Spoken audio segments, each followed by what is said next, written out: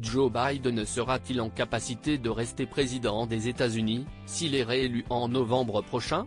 Depuis plusieurs mois, de nombreuses vidéos montrant le chef d'État de 81 ans perdu ou confus lors d'événements publics ou de discours circulent sur les réseaux sociaux.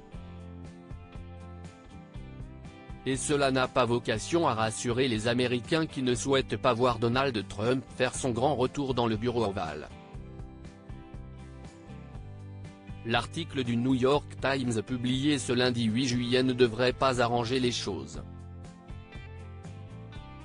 Le journal révèle notamment qu'entre l'été 2023 et ce printemps 2024, le président démocrate a reçu à la Maison-Blanche pas moins de 8 visites de la part d'un médecin spécialisé dans la maladie de Parkinson.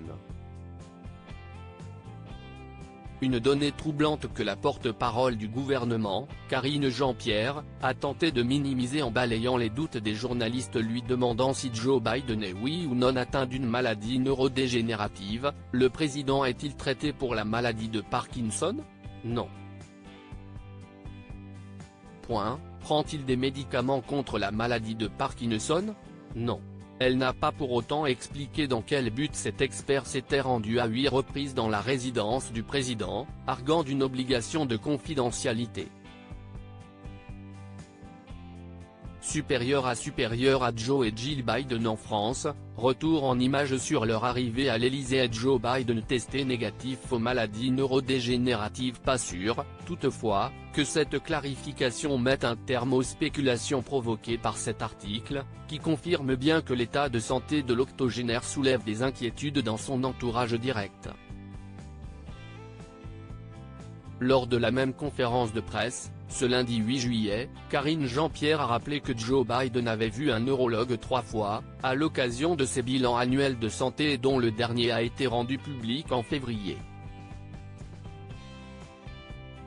L'ex-bras droit de Barack Obama avait alors été testé pour diverses maladies neurodégénératives, avec des résultats négatifs à chaque fois. Conscient des préoccupations des Américains mais surtout des membres de son parti, notamment après son débat télévisé très laborieux face à Donald Trump, le 27 juin dernier, Joe Biden a fait savoir qu'il comptait bien mener sa campagne jusqu'au bout, sur la matinale de la chaîne MSNBC. Ces gars qui pensent que je ne devrais pas me présenter, qu'ils se présentent contre moi. Défiez-moi à la convention, a-t-il même déclaré en parlant de la convention nationale démocrate, qui se tiendra du 19 au 22 août et aura pour objectif d'investir officiellement un candidat à l'élection présidentielle.